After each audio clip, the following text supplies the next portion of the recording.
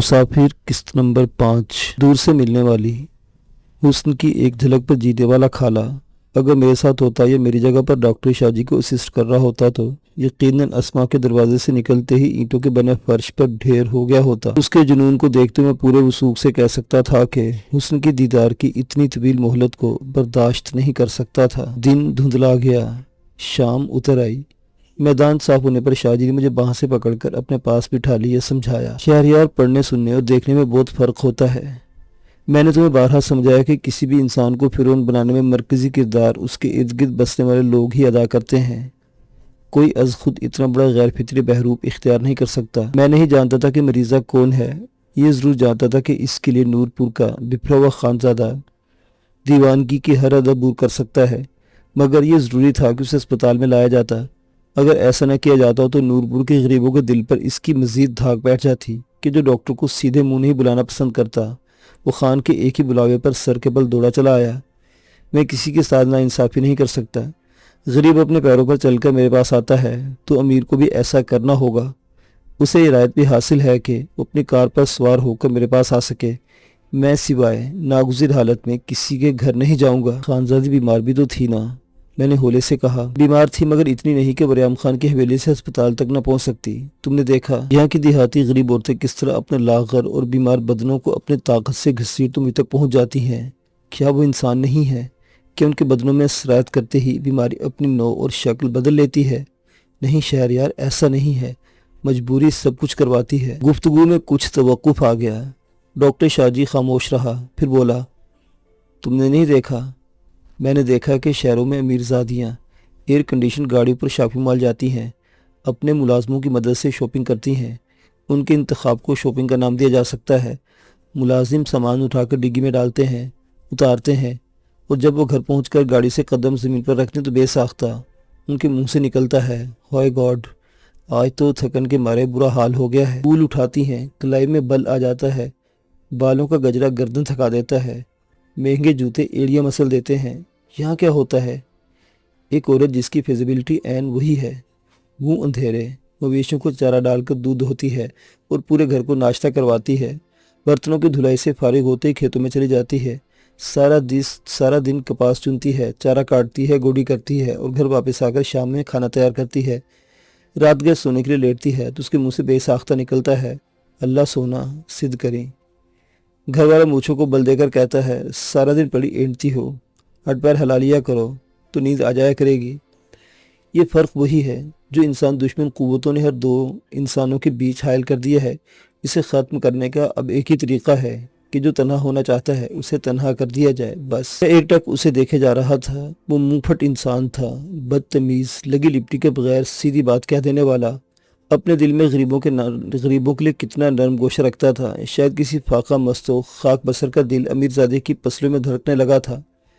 میں نے میڈیکل کٹ میں سامان ترتیب کے ساتھ سمیٹا اور کٹ بغل میں دابے ڈاکٹر شاہ جی کی کوٹھی سے نکل آیا۔ کھال کے نکے پر کھالے کو پراجمان پایا، مجھے ڈھونڈتا ہوا ادھر آ نکلا تھا۔ اسے شاید اسما کی بیماری کا علم نہیں ہوا تھا۔ وہ کہہ رہا تھا، کل 4 بجے واپس روانہ ہوئی تھی، 5 بجے تک سبھی مہمان بھی رخصت ہو گئے، مگر میں اپنی دکان کے باہر بینچ پر بیٹھا رہا۔ خواہش تھی کہ اس کی ایک جھلک دیکھ لوں، مگر شاید خدا کو یہ منظور نہیں تھا۔ وہ اپنے گھر گئی ہی نہیں، مایوس ہو کر گھر میں جا کر لیٹ گیا۔ آج بھی سارا دن دکھائی نہیں دی۔ تو کیا تو نے آج کام سے چھٹی کی ہے؟ میں نے حیرت سے پوچھا۔ ہاں یار، گاڑی کو بڑی محنت سے خراب کرنا پڑا تھا۔ کیا اسما کو ایک مرتبہ قریب سے دیکھنے کے بعد بھی دیکھنے کی حسرت تمہارے دل میں موجود ہے؟ میں نے چھیڑا۔ تم نے مجھے ایک مرتبہ کہا تھا کہ اگر خدا ایک بار اسے قریب سے دیکھنے کا موقع دے دے، آئندہ اس کے بارے میں سوچوں گا بھی نہیں۔ ابھی تو پتہ چلا ہے کہ وہ کتنی خوبصورت ہے۔ وہ شرارت امیز بے ایمانی سے بولا۔ میرے کانوں میں ابھی تک اس کی آواز گونج رہی ہے۔ اس کی آواز اس سے بھی زیادہ خوبصورت ہے شہرے۔ اس نے گانا گایا تھا۔ ہاں، تو مہندی والی رات اسے ڈانس کرنے کے ساتھ ساتھ گانا بھی گایا تھا۔ جو لگتا تھا کہ جیسے، میں نے شرارت سے ٹوکا، جیسے ساری کائنات، ساری دنیا یک لخت گنگنانے لگی ہو، ہے نا؟ اس نے ہرگز برا نہیں مانا، بولا، ہاں یار، اس کی آواز بڑی سریلی تھی، کسی بھی گلوکارہ کی آواز اس کی جتنی خوبصورت نہیں۔ میں نے تفہیمی انداز میں سر ہلایا، پوچھا، اس نے کون سے گیت گایا تھا، یاد ہے؟ میں تھال مہندی دا چائی کھڑی ہاں، میں تا پھولاں والی سیج سجائی کھڑی ہاں۔ اس نے اپنی بھونڈی آواز میں سر لگانے کی کوشش کی تو میں بس کوشش بھی اپنے حلق سے برآمد ہونے والے قہقہے کو روک نہیں پایا۔ ایسے ہی وقت میں میرے عقب میں امیر نواز کی آواز گونجی، اب ایک کیوں حلق پھاڑ کے ہنس رہے ہو؟ منہ بند کرو وگرنہ میرے سبھی ڈھور ڈنگر پریشان ہو جائیں گے۔ میرا خون چہرے کی رگوں میں سمٹ آیا۔ میں نے ارد دیکھا مگر امیر نواز دکھائی نہیں دیا۔ گردن موڑ کر عقب میں دیکھا، تقریباً 50 فٹ کے فاصلے پر کھال کے خم کے عین اوپر ڈیری فارم کے شیڈ کے غیر معمولی بڑے روشن دان میں سے جھانکتا ہوا امیر نواز کا چہرہ دکھائی دیا۔ عافیت کی سانس حلق سے خارج ہوئی۔ اتنی دور کھڑا ہونے والا ہماری گفتگو یقیناً نہیں سن پایا تھا۔ میں نے خالے کو دیکھا، اس کی حالت بھی مختلف نہیں تھی۔ میں نے اونچی آواز میں کہا، سردار کی گائے بھینسیں جنوں بھوتوں سے نہیں ڈرتی، میری آواز سے کیا پریشان ہوں گی؟ تم بتاؤ اس وقت شیڈ میں کیا کر رہے ہو؟ ڈاکٹر مہدی ویکسین لگانے آیا ہوا ہے، اس کے ساتھ ہوں، امیر نواز نے کہا۔ اس کا جھانکتا ہوا چہرہ غائب ہو گیا۔ شکر ہے اس نے ہماری گفتگو نہیں سنی، خالے نے کہا۔ نہ سنتے ہوئے بھی سمجھ گیا ہے کہ آئندہ یہاں بیٹھ کر راز کی باتیں مت کرنا۔ شیڈ میں کھڑا ہونے والا ہماری بات چیت نہیں سن سکتا، مگر حویلی کی اس دیوار کے پار کھڑا ہو کر سننے والا قیامت ڈھا سکتا ہے۔ سچ کہتے ہیں دیواروں کے بھی کان ہوتے ہیں، میں نے کہا۔ وہ سمجھ کے بولا، آئندہ ہم یہاں بیٹھ کر اس موضوع پر بات نہیں کریں گے۔ میں نے کہا، ہمیں یہ تذکرہ کہیں بھی نہیں چھیڑنا چاہیے۔ اس نے سر جھکا لیا، مگر آنے والے دنوں میں ثابت ہو گیا کہ وہ اس مہجبی کے ذکر سے پہلو تہی کرنے پر قادر نہیں تھا۔ جہاں بھی ہم دونوں ملتے، اسما ہماری سماعتوں میں اور بساط گویائی پر آن پراجمان ہوتی۔ ہاں البتہ یہ ضرور ہوا کہ حیات خان کی حویلی کے پچھواڑے کی عمومی نشستوں میں وہ غیر حاضر ہو گئی اور میری خواہش کی باوصف کبھی بھولے سے بھی ہمارے درمیان نہیں آئی۔ ایک دوپہر میں جب میں اپنے کھیت کو پانی لگا رہا تھا، خالہ مست چال چلتا میرے پاس آن پہنچا۔ بشرے سے برہمی ٹپک رہی تھی، جس کی وجہ سے اس کی سنولائی ہوئی رنگت میں مزید گہرا پن شامل ہو گیا تھا۔ میں نے کسی زمین پر رکھ کر پوچھا، خیریت تو ہے نا؟ وہ میرے قریب آ کھڑا ہوا، ایک ٹک مجھے دیکھتا رہا۔ مجھے پریشانی لاحق ہوئی کیونکہ اس کا رویہ میرے لیے ناشناسا تھا۔ قدر توقع کے بعد بولا، مجھے توقع نہیں تھی کہ تم ایسا کرو گے۔ کیا مطلب؟ میں نے ایسا کیا کر دیا ہے جو تم یوں منہ پھلا کر بات کرنے لگے ہو؟ میں نے حیرت سے پوچھا۔ تمہیں معلوم ہے نا کہ میں اسما کو کتنا چاہتا ہوں؟ اس نے میری آنکھوں میں آنکھیں ڈال دی۔ ہاں میں تمہاری بیوقوفی سے بخوبی آگاہ ہوں۔ یہ بیوقوفی نہیں ہے، وہ جزبز ہوا۔ عقل مندی صحیح، آگے بولو۔ میں نے کہا، تم نے مجھے کیوں نہیں بتایا کہ وہ بیمار ہو کر ڈاکٹر شاہ جی کے پاس لائی گئی تھی، یا تم نے اسے ٹیکے بھی لگائے، اس کو غور سے دیکھا بھی، اور میرے لبوں سے قہقہ ابل پڑا۔ کیا اور؟ تم نے اسے چھوا، اس کا بازو تھاما اور مجھے بتایا تک نہیں؟ اس کی شکل دیدنی تھی۔ میں نے اس کے شانے پر ہاتھ رکھ کر معزز خانہ انداز میں کہا، یار کھالے، اس سے واقعی غلطی ہو گئی۔ اصل میں میرے نزدیک یہ کوئی اہم واقعہ نہیں تھا، شاید اس لیے کہ اسما کے بارے میں جو خیالات اور جذبات تمہارے دل میں جگہ بنائے بیٹھے ہیں وہ میرے دل میں نہیں ہے۔ میں نے اس واقعے کو آمنویت کا ہی سمجھا۔ اس وقت میرے دل میں یہ خواہش ضرور تھی کہ کس نہ کس طرح تمہیں ڈاکٹر شاہ جی کی کوٹھی پر بلا لوں، مگر اتنی مہلت نہیں تھی۔ اس نے مجھے بازو سے پکڑ کر پگڈنڈی پر بٹھا دیا، خود میرے پہلو سے جڑ کر بیٹھ گیا، بڑے اشتیاق سے بولا، اچھا یہ تو بتا دو کہ وہ کیسی ہے؟ وہ پیٹ کے درد کے مارے دوہری ہو رہی تھی، مجھے لگ رہا تھا جیسے پوری کائنات دوہری ہوتی جا رہی ہو۔ وہ میری شرارت کو بھاگ گیا، شکایت آمیز نگاہوں سے دیکھتے بولا، یار سیدھی طرح بتاؤ نا۔ میں کیا بتاؤں؟ وہ کیسی ہے؟ میں نے کہا۔ جس وقت وہ ڈاکٹر کے پاس لائی گئی اس وقت اس کا چہرہ تکلیف سے بگڑا ہوا تھا، چارپائی پر لیٹی بل پر بل کھا رہی تھی۔ تم نے اسے ٹیکے بھی تو لگائے تھے نا؟ ہاں، میں نے اس کے تجسس کو ہوا دیتے ہوئے کہا۔ پھر کیا؟ پھر بتاؤ نا وہ کیسی تھی؟ وہ زی چھو کر بولا، تم نیرے جاہل اور گنوار ہو، میں کیا بتاؤں وہ کیسی تھی؟ جیسے نورپور کی دوسری لڑکیاں ہیں وہ بالکل ویسی ہی تھی، ناک کان آنکھیں ہاتھ پیر سب لوگوں کے ایک جیسے تو ہوتے ہیں۔ میں اسے ستانے کے اس سنہری موقع کو گنوانے کے حق میں نہیں تھا۔ وہ مجھ پر شکایت بھری نگاہ ڈال کر خاموش ہو گیا۔ سائڈ والی جیب سے سگریٹ اور ماچس نکالی، اپنے مخصوص انداز میں سگریٹ سلگائی، لمبا کش پھیپڑوں میں اتارا اور دھواں اگلتے ہوئے بولا، اچھا یار تیری مرضی، ویگن کی خرابی کا بہانہ بنا کر بڑی مشکل سے تم تک پہنچا ہوں۔ مجھے آج ہی اسما کے بیمار ہونے کی کہانی شمو کی پھوپھی نے سنائی۔ تم نہیں سمجھ سکتے مجھے تم پر کتنا غصہ آیا تھا۔ اگر تم اس وقت میرے سامنے ہوتے تو میں تمہاری درگت بنا دیتا، مگر میں کملا ہوں نا، میں جھلا ہوں، اس سے غلطی ہو گئی۔ تم میرے یار نہیں ہو سکتے کیونکہ تم اسی خاندان کے پڑھے لکھے فرد ہو، میں جاہل ہوں، کمین ہوں اور ویگن کا دہاڑی دار ڈرائیور ہوں۔ تمہاری جوڑی ڈاکٹر شاہ جی سے ہو سکتی ہے، امیر نواز سے ہو سکتی ہے، یا کسی بھی خانزادے کے ساتھ تمہاری جوڑی سر سکتی ہے، میرے ساتھ نہیں۔ اس کے چہرے پر افسردگی اور اضمحلال کے واضح پرتو جھلملانے لگے۔ یہ اس کا پرانا ہتھ کنڈا تھا، میں اس کے چہرے کے پل پل بدلتے تاثرات کو بنظر احتیاط دیکھتا رہا، پھر قہقہا بار ہو گیا۔ اس کے شانے پر بے تکلفی سے ہاتھ مارتے ہوئے بولا، بکواس بند کرو اور میری طرف منہ کر کے اپنے محبوبہ کے حسن کے قصیدے سنو۔ وہ جھٹ سے میری طرف متوجہ ہو گیا، بولا، یار شہرے، ٹھیک ٹھیک اور آسان لفظوں میں بتانا۔ میں نے اسے فاطمہ قصائن کی اطلاعی آمد سے لے کر ریام خان کی دھمکیوں تک منوان بتا دیا۔ وہ بڑے انہماک سے سنتا رہا، پھر میرے خاموش ہونے پر بے ساختہ بولا، دوسروں کو چھوڑو، اسما کے بارے میں بتاؤ۔ تو اب تک کیا تیرے باپ کا قصہ لیے بیٹھا رہا ہوں؟ میں نے تب کر کہا، میں نے اپنے باپ کو ہمیشہ لوہا کوٹتے ہوئے دیکھا ہے، اسے چھوڑو، جس کے بارے میں پوچھوں اس کے بارے میں بتاتے رہو۔ وہ جلدی سے بولا۔ میں نے اس کی فرمائش اور ناوقت آمد کی غرض و غایت کو مد نظر رکھتے ہوئے اسما کے نین و نقوش، چال ڈھال اور ہر بہر گفتگو کی بساط بچھا دی۔ ڈاکٹر شاہ جی سے مستعار مانگ کر پڑھی ہوئی کتابوں نے میری قوت بیان کو خاصا مہمیز کر دیا تھا، جس کا میں نے بھرپور فائدہ اٹھایا۔ گاہے بگاہے مجبور عاشق نامدار خالد محمود عرف کھالے کے ہاتھ میں کسی تھما کر کیاری میں پانی بھی بدلوایا۔ اس نے کسی مزاحمت کے بغیر میرے احکامات کی تعمیل کی، کیونکہ میں ہر حکم سے قبل اپنے تعریفی بیان کو پرتجسس نقطے پر روک دیتا تھا، یوں جیسے پی ٹی وی والے ڈرامے کو کسی ایسے پارٹ پر روک دیتے تھے جو آئندہ قسط دیکھنے کے شوق کو تجسس کی پخ لگا دیا کرتا تھا۔ میرا بیان ختم ہوا ہی تھا کہ وہ بے ساختہ بول پڑا کہ اس نے میرے بارے میں پوچھا تھا۔ میں نے اپنا سر تھام لیا، جزبز ہو کر بولا، ہاں، اس نے ڈاکٹر شاہ جی سے کہا تھا کہ اس کے پیٹ میں درد خالد لوہار عرف کھالے کو دیکھنے کی وجہ سے پڑا ہے۔ میرا ماں جایا ہے، اسے پکڑ کر فوراً میرے روبرو پیش کیا جائے۔ وہ شرمسار سا ہو گیا اور دوسرا سگریٹ سلگانے لگا۔ میں نے کہا، ڈاکٹر شاہ جی نے وریام خان کی پھوت پھات کے ٹائر میں سے ایسی ہوا نکالی تھی کہ وہ جاتے ہوئے بھی شوں شوں کر رہا تھا۔ دھمکی دے کر گیا کہ وہ سردار حیدر خان کو ڈاکٹر کے ناروا رویے کے بارے میں بتائے گا۔ خالد نے کندھے اچکائے۔ سردار حیدر خان اسے چٹکی بجانے کی دیر میں نوکری سے نکلوا دے گا۔ میرا خیال ہے کہ وہ ایسا نہیں کر سکے گا۔ وہ کیوں؟ میرا اندازہ ہے کہ ڈاکٹر شاہ جی کے پیچھے بھی کوئی بہت بڑا آدمی موجود ہے۔ دیکھو خالے، کوئی بھی شخص جس کے پیچھے کوجی نہ ہو وریام خان جیسے وڈیرے کے سامنے اونچی آواز میں بات نہیں کر سکتا۔ اس نے تو نہ صرف اونچی باتیں کی ہیں، بلکہ اس نے وریام خان کی دھمکیوں اور لال پیلے چہرے کی بھی پرواہ نہیں کی، اور نہ ہی سردار حیدر خان کے نام سے ہراساں ہوا۔ مجھے کہتا رہتا کہ یہ نام نہاد وڈیرے اور خان محض بھوکے چیونٹے ہیں، انہیں پیروں تلے مسل دیا جانا چاہیے۔ یہ بظاہر بہت مضبوط مگر در حقیقت انتہائی بزدل اور خوفزدہ لوگ ہیں۔ وہ تو یہ بھی کہتا ہے کہ ان کے ملبوسات اجلے اور کلف لگے ہیں، مگر ان کے اندر گناہوں کی دلدلیں، خوف کی سلوٹیں اور بے ایمانیوں کے انگنت داغ لگے ہوئے ہیں۔ پڑھا لکھا ہے نا؟ پڑھے لکھے لوگ تو کتابی باتیں کرتے ہیں، کتابیں محض بغلوں میں دبی رہتی ہیں، اور وریام خان جیسے وڈیرے باہیں کاٹ کر پھینک دیتے ہیں۔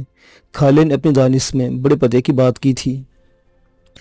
انہی لوگوں کی مسلط کردہ لاقانونیت اور غیر اخلاقی اقدار نے واقعتاً کتابیں تھامنے والی باہیں کاٹ رکھی تھیں، اور کتابوں میں لکھے قوانین، ضابطوں اور اخلاقی پیرایوں اور مذہب کے ہر جملے کی تفسیر پر استہزائیہ قدغنیں لگائی تھیں۔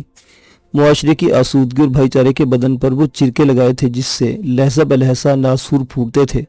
خون رشتہ اور تکلیف کا احساس دنیا و مافیہ سے بے خبر کیے رکھتا تھا۔ سردار حیدر خان کے بارے میں پورا علاقہ جانتا تھا کہ جس پولنگ سٹیشن میں اسے شکست کا سامنا کرنا پڑتا تھا، اس بستی کے لوگوں کی شامت آ جایا کرتی تھی۔ وہاں بجلی کی بندش، پٹواری کا پرعداوت رویہ، بستی کے سرکاری ملازمین کے آئے روز دور افتادہ علاقوں میں تبادلے اور تھانہ کلچر کی ہٹ دھرمیاں معمول بن جایا کرتی تھیں۔ وہ بہت منتقم مزاج فطرت کا مالک ہے، معمولی نوعیت کی حکم عدولی پر برا انگیختہ ہو کر انسانیت کی حدیں عبور کرنے پر تل جاتا تھا۔ خالہ ٹھیک کہتا تھا کہ ڈاکٹر شاہ جی کا علم اور غریب پرور رویہ کسی دن اس کے لیے مصیبت کا باعث بن جائے گا۔ اسما نے کچھ اور کہا تھا۔ خالہ پھر عشق کی پٹری پر چڑھ گیا۔ ہاں، میں نے کہا، اس نے جاتے ہوئے ڈاکٹر شاہ جی سے کہا تھا کہ وہ کبھی اس سے ملنے کے لیے آئے گی۔ کب؟ جب اس کا جی چاہا۔ ڈاکٹر شاہ جی نے پھر کیا کہا؟ انگریزی میں کچھ کہا تھا، مجھے سمجھ نہیں آیا۔ کیسے ہو سکتا ہے؟ تم مجھے بتانا نہیں چاہتے ہو؟ یہی کہا ہوگا، ٹھیک ہے، جب جی چاہے آ جانا، میں نے جان چھڑانا چاہی۔ کیا وہ واقعی اسپتال میں آئے گی؟ خالہ پر اشتیاق تھا۔ میرا خیال ہے ضرور آئے گی، تم دھیان رکھنا، جب بھی آئے مجھے ضرور بتانا۔ اگر اس وقت تمہارا جہاز قریشی موڑ کے اڈے پر لینڈ کر چکا ہوا تو کیسے اطلاع کروں گا؟ مجھے اس پر ترس آیا، وہ سوچ میں پڑ گیا، پھر مصنوعی لاپرواہی سے بولا، چلو بعد میں بتا دینا۔ یہی کہ وہ کیسی ہے؟ بکواس مت کرو، اب میں چلتا ہوں، کافی دیر ہو گئی ہے۔ اسما کا ذکر تمام ہوتے ہی خالے کو اپنی ویگن اور اڈے پر بیٹھی ہوئی سواریاں یاد آ گئی جو اسے کوس رہی ہوں گی۔ تقریباً دوڑنے کے سے انداز میں لمبے لمبے ڈگ بھرتے ہوئے میری نگاہوں سے اوجھل ہو گیا۔ میرا کام بھی ختم ہونے والا تھا۔ آخری کیرے میں پانی تھا۔ پانی باندھنے کے لیے میرا وارا شریک کالا بزدار کسی کندھے پر رکھے نکے پر کھڑا تھا اور ہاتھوں کے اشارے کنائیوں سے مجھے میرا وقت ختم ہونے کی اطلاع دینے لگا تھا۔ سردار بریام خان اپنے ذہن میں ادو کے انگارے بھر کر ہسپتال سے نکلا تھا۔ میری توقع کے عین مطابق ان انگاروں کا تمام تر سینک سردار حیدر خان تک پہنچ گیا تھا۔ یہی وجہ تھی کہ ہفتہ کے دن شام کو 5 بجے کے لگ بھگ ہسپتال کا چوکیدار خادم حسین بھاگا بھاگا میرے پاس آیا۔ اس نے مجھے کہا، ڈاکٹر صاحب تمہیں بلا رہے ہیں، خیریت تو ہے؟ میں نے عام سے انداز میں استفسار کیا، کیونکہ چوکیدار عمومی طور پر مجھے بلانے کے لیے میرے گھر آیا کرتا تھا۔ بعض اوقات کسی پیشنٹ کی آمد پر ڈسپینسری یا کوئی بھی عمومی ڈاکٹر کے پاس موجود نہیں ہوتا تو مجھے بلا لیا جاتا تھا۔ خادم نے کہا، ذرا جلدی کرو، بڑے صاحب بھی آئے ہوئے ہیں۔ میں متعجب ہوا، کون بڑے صاحب؟ ڈی ایچ او صاحب، اس نے قدرے تعامل سے کہا۔ میں اس کے ساتھ ہی اسپتال کی طرف روانہ ہو گیا۔ ڈاکٹر شاہ جی کی کوٹھی کے باہر پختہ اینٹوں کی روش پر سرکاری جیپ کھڑی دکھائی دی۔ میں سبز نمبر پلیٹ والی اس سفید جیپ کو پہلے بھی کئی مرتبہ دیکھ چکا تھا۔ ڈاکٹر عرفان حمید کو بھی جانتا تھا، جو زرعی آفیسر تھا اور 2-3 مرتبہ ہسپتال کا عمومی جائزہ کرنے کے لیے یہاں آیا تھا۔ میں سین میں پراجمان زرعی افسر کے سامنے رکا اور سلام گو ہوا۔ ڈاکٹر شاہ جی زرعی افسر کے علاوہ 2-3 اور بھی افراد چارپائیوں پر بیٹھے ہوئے تھے، جن سے فردر سلام لینے کے بعد میں ایک طرف کھڑا ہو گیا۔ شاہ جی نے کہا، یہ نوجوان اس وقت یہاں موجود تھا جب ایم پی اے صاحب کی بیٹی کو یہاں لایا گیا۔ یہ اس وقت بھی یہی تھا جب اس کی بیماری کی اطلاع دینے اور بریام خان کا حکم سنانے کے لیے فاطمہ نامی عورت بھاگتی ہوئی آئی تھی۔ سبھی لوگ میری طرف استفہامیہ نگاہوں سے دیکھ رہے تھے۔ ڈاکٹر عرفان حمید نے اپنے غیر ملموس مونچھوں کو چھیڑتے ہوئے کہا، ہاں بھائی جوان، کیا نام ہے تمہارا؟ میں نے کہا، شہریار۔ کام کیا کرتے ہو؟ لہجہ حاکمانہ سا تھا۔ میں کاشتکاری کرتا ہوں۔ کہ جب ڈاکٹر منور علی شاہ کو بریام خان نے بلوایا تھا تو تم یہی تھے؟ جی سر، میں اس وقت یہی موجود تھا۔ میں نے مؤدبانہ انداز میں کہا، مجھے تفصیل سے پورا واقعہ سناؤ۔ میں اپنی دانست کو بروئے کار لاتے ہوئے داستان گوئی کرنے لگا۔ میں نے غیر ارادی طور پر احتیاط برتی کہ میرا بہن کسی بھی لحاظ سے ڈاکٹر شاہ جی کے لیے نقصان دہ نہ ہو۔ میرے خاموش ہونے پر ڈاکٹر عرفان حمید نے کہا، کیا مریضہ کی حالت بہت زیادہ خراب تھی؟ میں نے کہا، نہیں سر، وہ اپنے پیروں پر چل کر آئی تھی۔ لاڈلی ہونے کی وجہ سے اس نے ماسی فاطمہ کا سہارا لے رکھا تھا۔ معمولی نوعیت کی بدہضمی تھی، حیضہ نہیں تھا اور نہ ہی حالت خراب تھی۔ ایسے میں ڈاکٹر شاہ جی نے اپنے مخصوص سنجیدہ، گمبھیر اور بے نیازانہ لہجے میں کسی کو بالخصوص مخاطب کے بغیر کہا، میرا خیال ہے کہ میری پوزیشن واضح ہو چکی ہے۔ میں نے پہلے بھی اپنے تحریری بیان میں بجا طور پر لکھا ہے کہ میں ڈیوٹی اوقات کے بعد مریضوں کو دیکھنے اور ان کا علاج معالجہ کرنے کا پابند نہیں ہوں۔ چونکہ میں یہاں رہائش پذیر ہوں اور میں نے کوئی کلینک نہیں بنا رکھا، اس لیے بطور انسانی ہمدرد مریضوں کو معائنہ کرتا ہوں اور انہیں ابتدائی طبی امداد دیا کرتا ہوں۔ میں نورپور کے کسی بھی گھر میں خواہ سردار حیات خان کا ہو یا بریام خان کا جانا پسند نہیں کرتا۔ رہی بات مجھ پر دباؤ ڈالنے کی یا ایم پی اے کے نام پر دھمکانے کی، تو میں پورے وثوق سے عرض گزار ہوں کہ مجھے اس کی ہرگز پرواہ نہیں۔ میرا تبادلہ کیا جائے تو بھی میری صحت پر کوئی فرق نہیں پڑے گا۔ ہاں، یہ ضرور کہوں گا کہ اگر مجھے نورپور سے ٹرانسفر کیا جائے تو کسی ایسے بی ایچ یو میں بھیجا جائے جہاں کی متعلقہ کمیونٹی میں سردار اور خان قسم کے فیرون موجود نہ ہوں، وگرنہ آپ کو پھر انکوائری اور تبادلے کی زحمت سے دوچار ہونا پڑے گا۔ شاہ جی، کیا آپ اپنے آپ کو تھوڑا بدل نہیں سکتے؟ ڈاکٹر عرفان حمید کے لہجے میں منت اور ناگواری کا ملا جلا تاثر موجود تھا۔ کہ میں نے کچھ غلط کیا؟ یہ غلط رویہ ہی تو ہے شاہ جی۔ آپ اپنی کمیونٹی کے معزز اور معروف لوگوں کو ہمیشہ ناراض رکھتے ہیں۔ سردار حیدر خان نے میرے آفس میں پہنچ کر میری انسلٹ کی ہے۔ دیکھیں نا، اگر آپ بریام خان کے بلانے پر 2 گھڑی کی اس کی حویلی میں چلے جاتی تو کیا قیامت آ جاتی۔ علاج تو آپ نے یہاں بھی کیا، بریام خان سے بیماری الگ ہوئی، کیا فائدہ ہوا؟ میں کسی کے گھر میں جانا پسند نہیں کرتا، شاہ جی نے کہا۔ بامر مجبوری جانے میں حرج بھی کیا ہے؟ نہ جانے میں بھی کوئی مذائقہ نہیں۔ ان کے گراجوں میں کاریں موجود ہیں، زرخری ڈرائیور اور ملازم دستیاب ہیں۔ انہیں غریبوں کے لیے بنائے گئے اسپتال اور تعینات کیے گئے ڈاکٹر کے پاس آنے یا بلانے کی احتجاج نہیں ہے۔ وہ مظفر گڑھ ڈی ایچ کیو میں کسی نجی اسپتال میں یا کہیں بھی جا سکتے ہیں۔ میں کسی کو روکتا نہیں ہوں اور نہ ہی مجھے ان خانزادوں کے ناز نخرے اٹھانے کی ضرورت ہے۔ میں نے جو کہنا تھا کہہ دیا، اب اس موضوع پر کچھ بھی کہنا پسند نہیں کروں گا۔ آپ کوئی اور بات کیجئے، کوئی اور حکم صادر کیجئے۔ ڈاکٹر شاہ جی کا لہجہ اٹل تھا۔ زرعی افسر بحقیقت سر تھام کر رہ گیا۔ دوسرے اشخاص چمگویاں کرنے لگے۔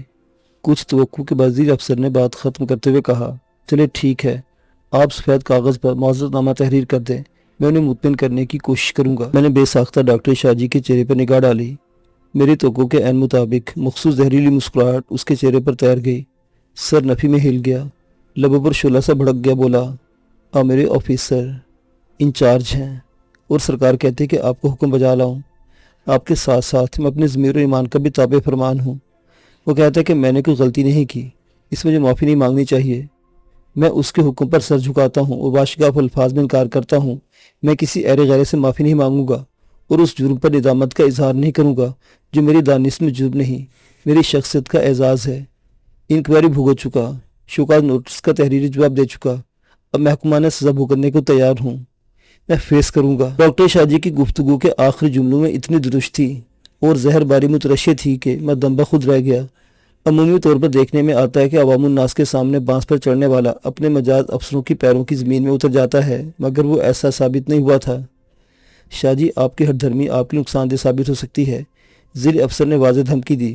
پرواہ نہیں، میں ڈاکٹر ہوں، لوگوں کا علاج کرنا میرے فرائض میں شامل ہے، مگر بے ایمان اور جھوٹے لوگوں کی نوکری کرنا اور ناپسندیدہ امور کو انجام دینا مجھ پر واجب نہیں ہے۔ نوکری نہ صحیح، کوئی چھوٹا موٹا کلینک بنا کر بیٹھ جاؤں گا، تب دیکھوں کہ مجھے کون روکتا ہے، شاہ جی نے سخت لہجے میں کہا۔ ڈاکٹر عثمان حمید چند ثانیوں تک اسے برہم نگاہوں سے گھورتا رہا، پھر یکلخت مفاہمانہ انداز میں گویا ہوا، میں آپ کی عزت کرتا ہوں، یہ جانتا کہ آپ راشی نہیں، بے ایمان نہیں، اور نہ ہی کبھی آپ نے اپنے پیشہ ورانہ فرائض میں کوتاہی کا ارتکاب کیا ہے، مگر آپ جانتے کہ دریا میں رہ کر مگرمچھ سے بیر نہیں رکھا جا سکتا۔ سردار حیدر خان عوامی نمائندہ ہے، اسمبلی میں بیٹھتا ہے، جس ڈیسک پر وہ بول سکتا ہے اس ڈیسک تک ہماری رسائی نہیں، اس کا کہا ہوا الزام فی الفور ہمیں ملزم سے مجرم بنا دے گا، آپ تحریری طور پر معذرت نہ کریں، سردار حیدر خان کو مطمئن کر دیں۔ واٹ؟ ڈاکٹر شاہ جی کے حلق سے چنگاری سی پھوٹی، میں ڈاکٹر منور علی شاہ اس جاہل اور انسان دشمن سے معذرت کروں، اس کے سامنے جا کر ہاتھ باندھوں اور اپنے علم و فرشناس رویے کو انگنت لوگوں کی موجودگی میں حقیر اور جھوٹا قرار دوں؟ نہیں ڈاکٹر صاحب، میرے ہاتھ استعفیٰ تو لکھ سکتے ہیں، مگر حیدر خان کے سامنے بند نہیں سکتے۔ ڈاکٹر عثمان اپنے دونوں ہاتھ چارپائی کی باں پر رکھ کر زیر لب بڑبڑایا اور کھڑا ہو گیا، اس کے چہرے سے بے بسی اور نیم برہمی کا امتزاج عیاں تھا۔ اپنے ساتھیوں کو اٹھنے کا اشارہ کرتے ہوئے بولا، شاہ جی میں کوشش کروں گا کہ آپ کے خلاف کوئی محکمانہ کارروائی عمل میں نہ لائی جائے، مگر یہ بتانا ضروری سمجھتا ہوں کہ سردار حیدر خان آپ سے سخت ناراض ہے اور وہ ایسا شخص ہے جو اپنے مخالفین کو معاف کرنے کی رواداری نہیں رکھتا۔ آپ کے لیے دعاگو ہوں اور مشورہ دیتا ہوں کہ آپ اپنا دھیان رکھیے گا، کوئی بھی ناخوشگوار واقعہ یا غیر متوقع صورتحال درپیش ہو سکتی ہے۔ ڈاکٹر شاہ جی نے قدرے لاپرواہی سے سر جھٹکا اور انہیں کوٹھی کے دروازے تک چھوڑنے گیا۔ واپسی پر اس کی پریشانی پر فکر و تردد کی غماز لکیروں کا جال سا تنا ہوا تھا۔ بڑبڑاہٹ کے تیز انداز میں بولا، اچھا نہیں ہوا، مگر خیر صلاح، اچھا ہوا کب ہے کہ اب قسمت پر گلا ہو۔ اس کے ایک بے ساختہ فقرے نے اس کی زندگی کی تمام تر تھکاوٹوں اور مزاحمتوں کا احاطہ کر دیا۔ میں نے ماحول کی کلیدگی کو محو کرنے کے لیے اسے متوجہ کیا۔ آپ نے کھانا کھا لیا ہے؟ اس نے نفی میں سر ہلایا، مجھے بھوک نہیں ہے۔ میں اس کے روکتے رہنے کے باوجود کچن میں گھس گیا۔ کچن میں ضرورت کا تمام سامان موجود تھا، میں جانتا تھا فریج میں اور کچھ نہ ہو، انڈوں کی خاصی تعداد ضرور موجود رہتی ہے۔ میں نے جلدی انڈوں کا سالن تیار کیا، گندا ہوا آٹا فریج سے نکال کر 2-3 روٹیاں پکائیں اور تقریباً نصف گھنٹے کی مشقت کے بعد ڈاکٹر شاہ جی کو کھانا پیش کر دیا۔ وہ بولا، شہریار، تم جب میری خاطر اتنی تکلیف اٹھاتے ہو تو مجھے شرمندگی ہوتی ہے۔ میں نے تعجب سے کہا، کیوں شاہ جی، آپ اس طرح کیوں سوچتے ہیں؟ آپ مجھے اچھے لگتے ہیں، مسیحا ہیں، آپ کی خدمت کرنا تو پورے نورپور کا فرض ہے۔ یہ الگ بات ہے کہ دوسرے لوگوں کی شعوری سطح کم ہے، جبکہ میں 4 جماعتیں پڑھ چکا ہوں، آپ کو قریب سے دیکھتا ہوں، وہ دور سے دیکھتے ہیں، فرق تو ہے نا۔ ویسے بھی میں فارغ اوقات میں آپ کے ہاں آتا ہوں، تھوڑا ہڈ پیر ہلا لینے سے میرا کیا بگڑتا ہے؟ وہ سر جھکائے کھانا کھانے میں مشغول رہا اور میری نان سٹاپ باتوں کا جواب ہوں ہاں میں دیتا رہا۔ کھانے سے فارغ ہو کر بولا، شہریار، میری تمام نوکری کا یہی دورانیہ جو نورپور میں اب تک گزرا آفت اور خاموشی کا ہے۔ مجھے میری تمام سروس کے دوران پھر انہوں نے چین سے سانس تک نہیں لینے دی۔ کبھی تبادلہ ہوا، کبھی انکوائری، تو کبھی مجھے معطل کیا گیا، حالانکہ میں نے اپنے فرائض میں کبھی کوتاہی کا ارتکاب نہیں کیا، کسی بھی مریض سے لاپرواہی نہیں برتی اور میری ایسی آر میں کوئی غبن، فراڈ یا رشوت کی شکایت درج نہیں، مگر میں اس معاشرے میں انفٹ ہوں۔ میں انسان تو ہوں، مگر انسانوں جیسا نہیں ہوں۔ لگتا ہے یہاں بھی تمہارے ڈاکٹر شاہ جی کا دانا پانی تمام ہو چکا ہے۔ اس مسافر کو پھر نئی مسافت درپیش ہے، اور یقیناً میں جہاں بھی بھیجا گیا وہاں میرے انتظار میں غریب اور لاچار لوگ جھولیاں پھیلائے مسیحائی تلاش کرتے پھرتے ہوں گے، اور وڈیرے اپنے کینچنوں سے اپنا رچ نکال کر گھات لگائے بیٹھے ہوں گے۔ نہ اس دنیا کو بدلنا منظور ہے اور نہ ہی یہ ڈھیٹ شخص مائل بغت غیور ہے کہ آپ کی مرضی کے بغیر آپ کو یہاں سے ٹرانسفر کیا جا سکتا ہے۔ میں نے پوچھا مجھے پنجاب کی کسی بھی BHU میں پھینکا جا سکتا ہے۔ محکمہ رولز کے مطابق تو مجھے ضلعی حدود سے نہیں باہر بھیجا جا سکتا، مگر ایسا محض اس جگہ پر ہو سکتا ہے جہاں قانون کی بالادستی ہو، جہاں انسانی حقوق کا احترام واجب ہو یا نہیں۔ یہاں صرف اس کے حکم کی تعمیل کی جاتی ہے جس کے پاس بہت کی طاقت ہو، خاندانی نجابت ہو، اثر و رسوخ کا تازیہ نہ ہو، جب جی چاہا نکال کر مقابل کے منہ پر دے مارا۔ مجھے ایک دھچکا سا لگا۔ میں نے پریشانی کے عالم میں استفسار کیا، تو کیا آپ کا تبادلہ کر دیا جائے گا؟ اسے کندھے اچکائے۔ ہاں، یہ بھی یارباش لوگوں کی عنایت ہوگی، ورنہ ممکن ہے مجھے معطل کروا دیا جائے۔ معطل یعنی نوکری سے فارغ؟ میں دم بخود رہ گیا۔ نہیں، دفتر بلاوا، انکوائری اور پھر 3 ماہ کی بے سود خجل خواری کے بعد بسط احسان بحالی۔ اس کے لبوں پر مخصوص مسکراہٹ تیر گئی۔ یہ تو بہت غلط ہوا شاہ جی، میرے لبوں سے نکلا۔ ہاں، مگر دیکھا جائے گا، ممکن ہے سردار حیدر خان کو ڈاکٹر عثمان مطمئن کر لے اور بات یہیں ختم ہو جائے۔ اللہ کرے۔ تم کیوں پریشان ہو گئے ہو؟ اگر آپ کے یہاں سے تبادلہ ہو گیا تو؟ میرا اندیشہ میرے لبوں پر مچل گیا۔ تو کیا ہوگا؟ یا کوئی اور ڈاکٹر آ جائے گا؟ میں جہاں جاؤں گا، قسمت میں ہوگا تو کوئی اور شہریار مجھے مل جائے گا۔ بس مجھے دکھ ہوا۔ ڈاکٹر شاہ جی کے اسپاٹ و جذبات سے قطعی آری لہجے نے مجھے آنے واحد میں مایوس کر دیا۔ میں نے اس کے ٹرانسفر کے اندیشے میں پریشان ہو رہا تھا، جبکہ اسے میری کوئی پرواہ نہیں تھی۔ اس نے میرے تاثرات کو، تغیر کو بھانپ لیا، میرے شانے پر ہاتھ رکھ کر مسکرایا اور ازہد نرم لہجے میں بولا، کبھی جانے والے کا دکھ نہیں کرتے، بس الوداع کہہ کر واپس آنے والے کا دلی سواگت کرتے ہیں۔ تم اچھے انسان ہو، یقیناً تمہیں اچھے انسان ہی ملیں گے۔ میں خاموشی سے اسے یکٹک دیکھنے لگا۔